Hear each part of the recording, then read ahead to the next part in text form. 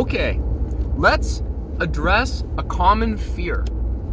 The fear that you're gonna run out of inspiration and creative energy. What a barrier to starting this is. When you're facing the blank page or the blank canvas or the record button, and you have this feeling on your heart that wants to come out, but there's something sitting on top of it that's blocking it, or that seems to be blocking it.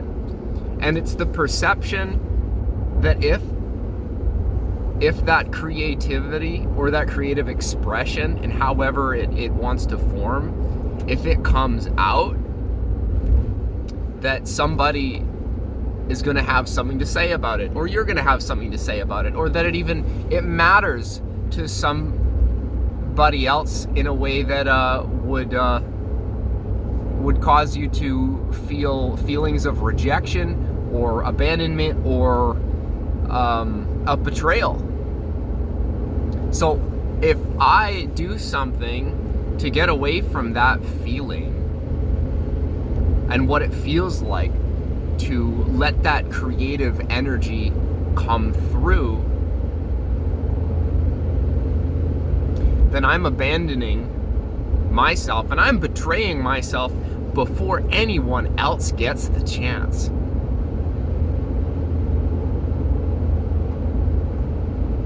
So maybe there are things that we need to do and that I need to do to recharge and to fill that creative well so that the bucket has something to draw from.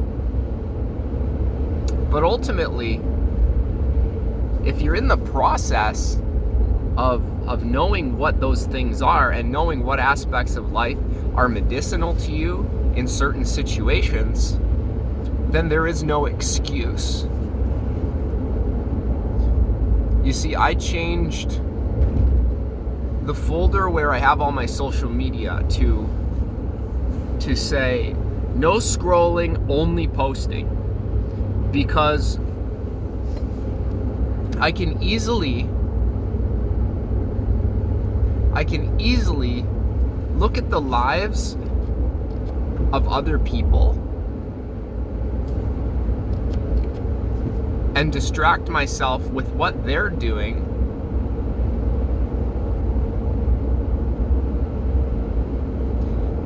and create a feeling of jealousy and resentment. Why am I creating that feeling of jealousy and resentment? Why am I doing that? I'm doing that because I'm looking at people doing things that I want to do instead of just doing what I want to do. Instead of doing what I'm called to do.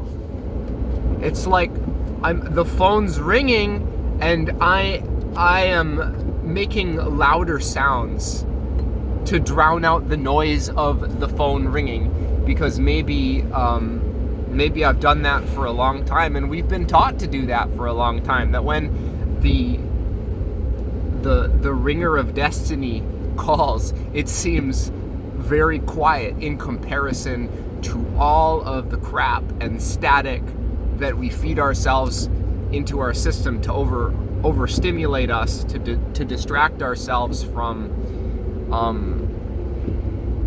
that feeling. Because, well, I'm turning around here in my truck, my work truck, because I have this government job, and I'm not going to give any details about it, and I have nothing bad to say about the company, but it's a boring job. I don't think being bored is a bad thing. In fact, I really do believe, let me try not to die. I really do believe that I have learned to tolerate boredom and to see it as a gift. Because it's when I feel bored that I am able to access the greatest depth of creativity. It's when I am resisting the boredom and distracting myself continually, that I don't give myself enough of a gap to be open enough and receptive to the messages that are carried in the frequencies they're latent, they're always there. It's just, can I get quiet enough, or give myself enough space so that I can tune into those. And as a consequence of getting bored,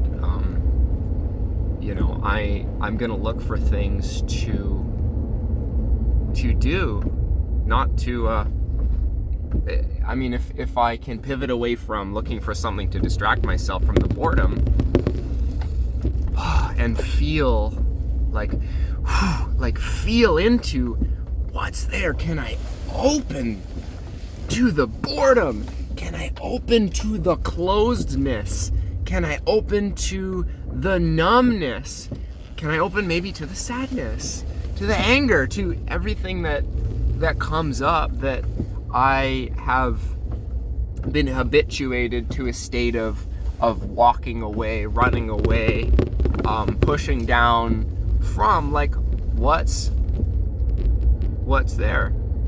What's there is limitless creativity, because that's our natural state. It's underneath all the conditioning, and it requires patient excavation and adequate archaeological study. But ultimately, when those bones are dusted off, they are a foundation for a way of living that is authentic. And that's actually fun to do! Come on!